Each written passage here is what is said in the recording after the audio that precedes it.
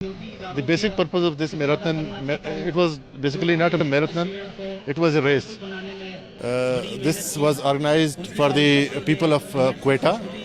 The main purpose is to bring people towards these kind of activities, and I think this is something which we will continue for next few months. We will organize these kind of races regularly for the people of Quetta, and we request people of Quetta to come and participate in these kind of activities, because everywhere we see in the world where there is a sporting culture, the people come and participate in such activities. So I request the people of Quetta to come and participate in such kind of races. The main purpose of this race was to promote the slogan of peace. As we are peaceful people, and we do such kind of activities, that these are peace loving activities, and we will continue such kind of activities in the future too.